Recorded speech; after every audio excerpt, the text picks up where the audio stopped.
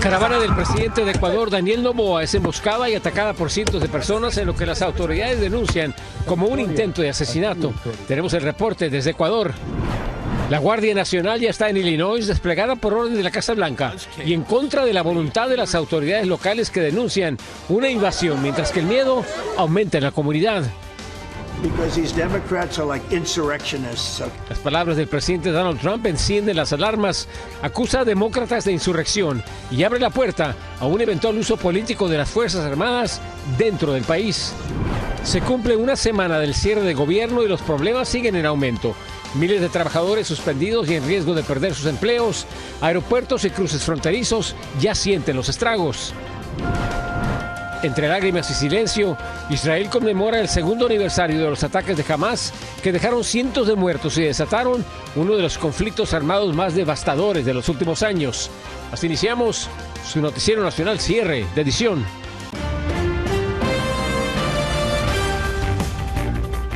¿Qué tal? Muy buenas noches. Bienvenidos a su noticiero nacional cierre de edición. Les informa José Armando Ronstadt. Iniciamos con lo siguiente. Con el clima de máxima tensión que se vive en Ecuador. El presidente Daniel Noboa fue atacado mientras encabezaba una caravana oficial en la provincia de Cañar.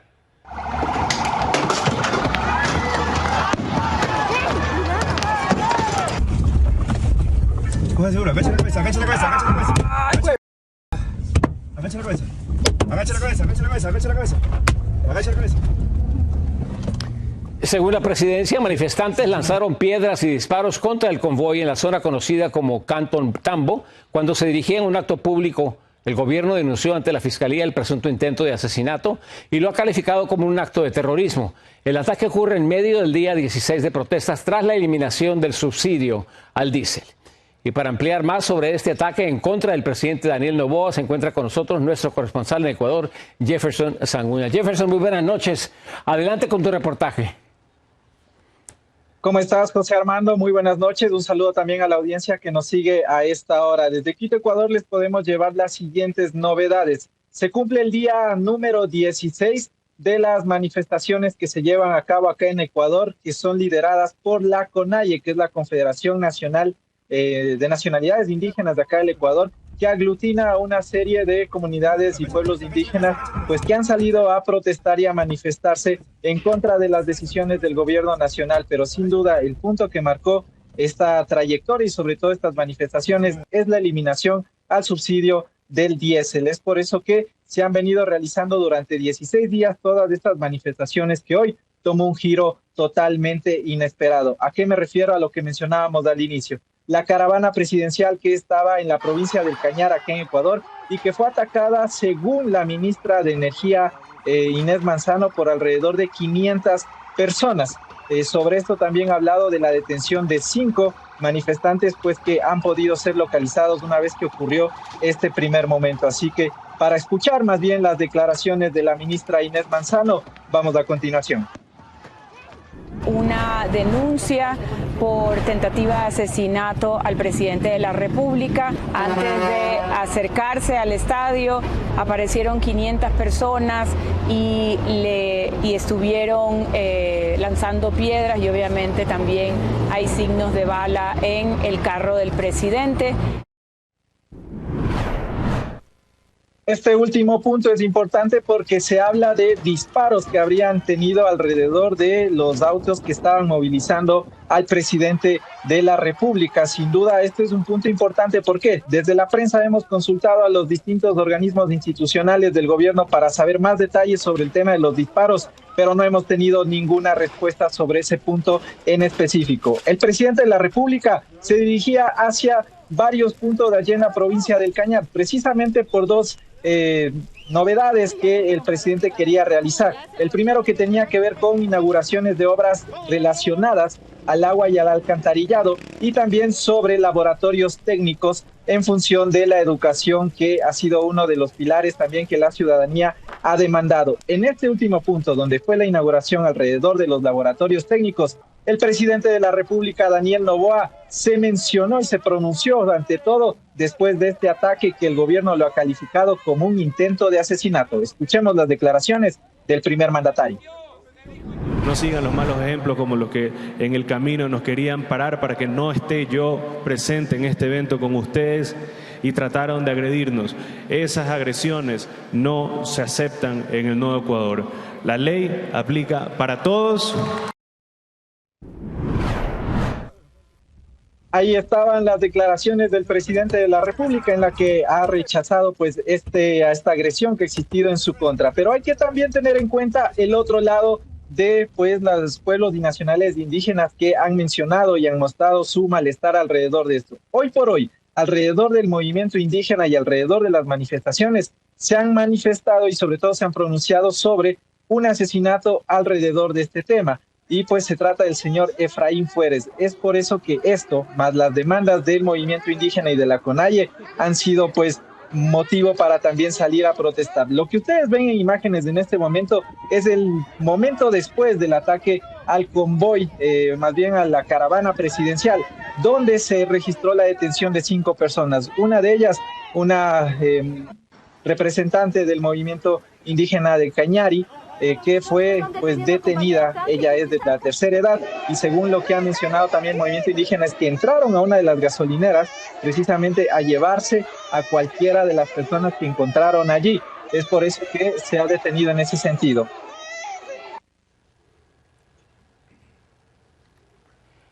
Muy bien, Jefferson, muchísimas gracias por tu detallado reportaje. Vamos a seguir muy al tanto de lo que está ocurriendo y veremos si se vislumbra por lo pronto una negociación que ponga fin a todo esto. Muy buenas noches, muchas gracias. Muy buenas noches también a todos ustedes y pendientes de las novedades de acá, que acabaron con una movilización aquí en Quito exigiendo al gobierno pues el diálogo entre las comunidades y el Ejecutivo. Gracias, muy buenas noches. En otro tema, la llegada de tropas de la Guardia Nacional de Texas a Chicago ha encendido la polémica. Autoridades locales denuncian una invasión ordenada por el presidente Trump y acusan un uso político de los militares. Claudia Cisneros nos cuenta qué hay detrás de este despliegue en la Ciudad de los Vientos. Miembros de la Guardia Nacional llegaron el martes a un centro de entrenamiento del ejército en Elwood, a unas 50 millas al suroeste de Chicago. Esto ocurre pese al rechazo de las autoridades locales que interpusieron una demanda para evitarlo. Y es que regularmente estos despliegues se realizan solo a petición del gobernador de un estado. It's illegal, unconstitutional, it's dangerous, it's wrong. This is not about deportation. This is not about safety for this president. This is about authoritarianism. It's about stoking fear. It's about breaking the Constitution that would give him that much more control over our American cities. En las últimas semanas, agentes federales en Chicago han disparado al menos a 2 personas, matado a una, lanzado repetidamente gases lacrimógenos contra manifestantes, han disparado balas de goma, detenido a ciudadanos estadounidenses, incluidos niños, esposado a una concejala de Chicago en un hospital y hasta han disparado un arma química contra un reportero de televisión. Pero según el memorando de Trump a su secretario de guerra, los soldados estarán en Illinois para proteger a los agentes federales y a sus instalaciones. El gobernador Pritzker ha calificado la operación como la invasión de Trump. The Trump administration is following a playbook. Cause chaos, create fear and confusion, make it seem like peaceful protesters are a mob to create the pretext for invoking the Insurrection Act, so that he can send military troops to our city. El lunes, durante la audiencia por la demanda que Illinois interpuso para evitar el despliegue, los abogados de Trump informaron que las tropas deben estar en Illinois entre el martes y miércoles para recibir entrenamiento. La próxima audiencia será este jueves, pero mientras tanto las tropas ya se encuentran en Illinois en contra de la voluntad de los líderes políticos electos y gran parte de su población. En Chicago, Claudia Cisneros, Estrella TV. Un presunto criminal indocumentado, miembro de la pandilla Latin Kings, fue arrestado supuestamente por ofrecer una recompensa para que mataran al comandante de la patrulla fronteriza Gregory Bovino. El Departamento de Seguridad Nacional informó que Juan Espinosa Martínez habría ordenado el asesinato y ayer lo detuvieron en Illinois. Investigadores tienen evidencia de una conversación en Snapchat en la que Juan ofreció $2,000 por información de Bovino y $10,000 si lo eliminaban. Y la secretaria de Seguridad Nacional arribó hoy a Portland, Oregon, y visitó la instalación de ICE mientras se decide en corte una demanda contra el despliegue de la Guardia Nacional. El presidente Trump acusó ayer que hay una insurrección y un aumento de criminalidad en esa ciudad. Además, amenazó con invocar la ley de insurrección de 1792. Activistas dijeron que el primer mandatario busca que la gente se violente para declarar la ley marcial. Aparentemente, las intenciones del presidente de invocar el acta de insurrección van en serio. Este martes, Trump acusó a los demócratas de insurrectos, encendiendo aún más los temores de que la Casa Blanca busque justificar el uso político del ejército. Anthony Bielchi nos tiene la siguiente historia. El presidente Donald Trump ha vuelto a generar controversia por sus declaraciones en medio del cierre parcial del gobierno. Durante un encuentro con el primer ministro canadiense, el mandatario ha acusado a los demócratas de estar llevando a cabo una insurrección. Because these Democrats are like insurrectionists, okay? They're so bad for our country. Their policy is so bad for our country. Unas palabras que han sido interpretadas como un nuevo intento por desacreditar a sus oponentes políticos en medio del caos presupuestario, amenazando abiertamente a sus rivales políticos con usar las Fuerzas Armadas si la crisis del gobierno continúa. Yo creo que Donald Trump está buscando manufacturar incidentes para justificar usar el ejército para imponerse, para silenciar a la oposición, para usar las Fuerzas Armadas de excusa para él ser el que tenga el poder absoluto. Y eso es lo que hacen los países autocráticos, los países dictatoriales. Las declaraciones ocurren mientras su principal asesor Stephen Miller también ha arremetido contra el Poder Judicial, calificando a varios jueces, incluidos algunos designados por el propio Trump, como insurreccionistas, después de una serie de fallos que limitaron la autoridad del presidente. Los jueces no tienen que ser ni liberales ni conservadores. Los jueces tienen que aplicar la ley de una manera imparcial, y ese es el gran problema que hay en este país. El uso reiterado del término insurrección preocupa a varios expertos que ven en este discurso una peligrosa señal de lo que podría venir. Algunos se preguntan si la Casa Blanca está preparando el terreno para justificar medidas de fuerza en caso de nuevas protestas o bloqueos políticos. No debe de sorprender que esté actuando fuera del margen de la ley y que esté tratando de amasar poder que la Constitución y las leyes no le permiten, o exagerar. ¿Por qué les llama insurrectos? Porque esa es la única manera que puede justificar legalmente intervenir y federalizar la Guardia Nacional de un estado en contra de la voluntad del gobernador de ese estado. Con el gobierno parcialmente paralizado y un discurso cada vez más confrontativo, las palabras del presidente y su equipo reavivan temores sobre un posible uso político del ejército en territorio nacional. Desde Miami, Florida, Anthony Belchi, Noticias Estrella TV. Tenemos un corte comercial, pero regresamos con más información a cierre de edición. Sigan con nosotros. Con la amenaza de despidos permanentes y la posibilidad de no pagar sueldos acumulados, transcurre el 7º día del cierre de gobierno. La falta de trabajadores por el cierre gubernamental ya causa estragos en los cruces fronterizos. Los detalles al regresar.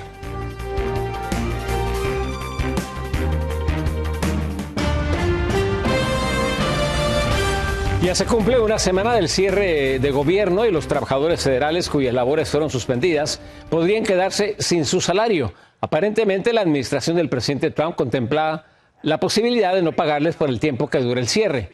Normalmente tendrían que recibir un pago retroactivo, pero un memorándum de la Casa Blanca parece indicar que el gobierno se opone a hacerlo. A esto se suma la advertencia del presidente Trump de eliminar permanentemente varios programas federales. How many permanent jobs are you talking about? Well, I can tell you, I'll be able to tell you that in 4 or 5 days if this keeps going on. If this keeps going on, it'll be substantial, and a lot of those jobs will never come back. No se vislumbra una solución a corto plazo para que el Congreso ponga fin al cierre de gobierno. Y la parálisis del gobierno federal ya golpea directamente a la frontera sur. Largas filas, horas de espera y miles de familias afectadas por la reducción de personal. En las garitas, habitantes denuncian que el conflicto político en Washington se siente con fuerza en su vida diaria. Salvador Gómez nos tiene reacciones. El cierre del gobierno en Estados Unidos, provocado por los desacuerdos entre republicanos y demócratas respecto al presupuesto federal, ya está afectando los cruces fronterizos. La falta de personal ha reducido la operación de las casetas aduanales y migratorias, pues alrededor de 900,000 empleados federales fueron suspendidos, mientras que otros 700,000 continúan trabajando sin recibir salario. Sí, estos 3 días ha habido como filas de a veces 3, 5, 6 horas y pues para ir al trabajo lo hace más difícil y más complicado. Habitantes de la frontera, cuya vida cotidiana depende de la movilidad binacional, aseguran que el conflicto político en Washington está impactando directamente a la economía local. A diario se registran entre 750,000 y 800,000 cruces legales entre peatones y vehículos a lo largo de los puntos fronterizos entre México y Estados Unidos. Prácticamente estamos tardando más tiempo en los cruces internacionales y nos está afectando tanto en gasolina como en los vehículos que se calientan. Las horas pico se han extendido y las filas interminables son ahora una constante durante todo el día. Para miles de personas, cruzar al lado estadounidense no es cuestión de turismo, sino una necesidad laboral, familiar y educativa. Pero pues la gente seguimos cruzando y a veces tenemos que durar 1 hora, 2 horas, 3 horas, pero al final de cuentas ahí vamos, por necesidades de trabajo, de comercio, de familiares, por alguna razón. Los cruces comerciales continúan de manera normal sin contratiempos en la entrega de sus productos, pero de seguir el desacuerdo podrían ser afectados en los próximos días. En Ciudad Juárez, Salvador Gómez, Noticiero Estrella TV. En los aeropuertos del país también se sienten los estragos del cierre de gobierno. Miles de pasajeros han tenido que esperar durante horas o han visto sus vuelos cancelados por la escasez de controladores aéreos, quienes al no recibir pago deciden reportarse enfermos. Laura Ortega nos presenta más de esto. El cierre parcial del gobierno federal está empezando a notarse también en el sector aéreo. Durante todo el fin de semana y este lunes, miles de vuelos sufrieron demoras por la escasez de personal en las torres de control de tráfico aéreo. Hemos identificado que hay mucho funcionario que está llamando enfermo y lo que se está investigando es que si es como una intención de crear un problema o verdaderamente llamadas enfermas. Se han registrado problemas de falta de personal en al menos 12 torres de control. Burbank, California, también en Phoenix, Arizona, Denver, Colorado y otros como Newark, Chicago o Washington también están notando el impacto. El gobierno reconoce que tiene un problema. Son considerados empleados esenciales, es decir, que aunque cierre el gobierno están obligados a ir a trabajar, pero sabiendo que no cobrarán a tiempo. Lo que está provocando que muchos, estresados por la economía doméstica, opten por trabajar en otras cosas durante este tiempo.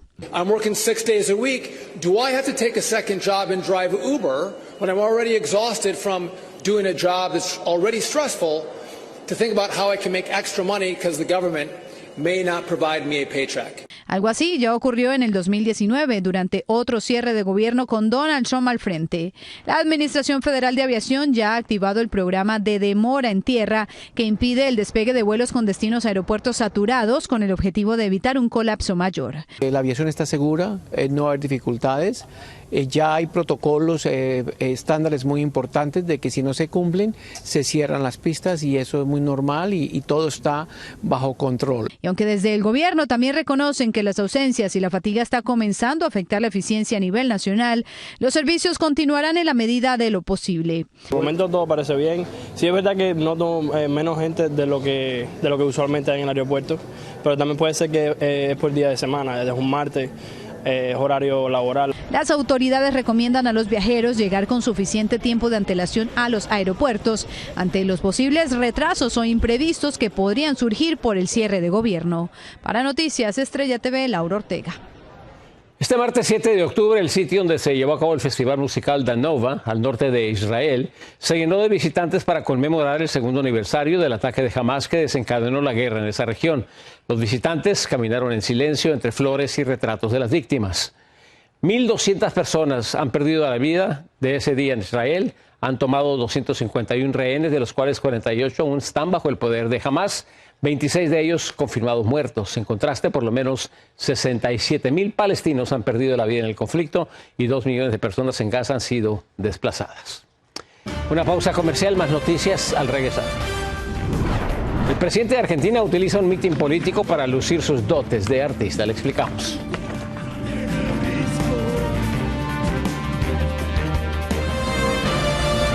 Un trapecista resultó herido tras caer desde una altura de casi 20 metros durante un acto de circo en México.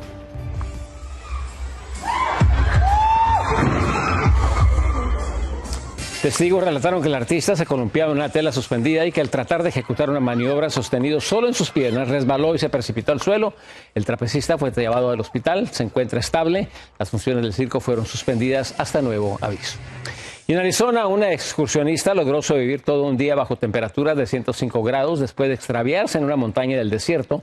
Varios oficiales acudieron a rescatarla luego de que les llamara una persona que escuchó los desesperados gritos de auxilio de la mujer. Tras buscarla bajo el fuerte calor del sur de Phoenix, los agotados agentes la encontraron acostada detrás de un árbol y sin zapatos. Aunque solo estaba deshidratada, fue llevada a un hospital. Y el presidente argentino Javier Milei estuvo en un estadio de Buenos Aires donde se presentó a sí mismo como una estrella de rock and roll.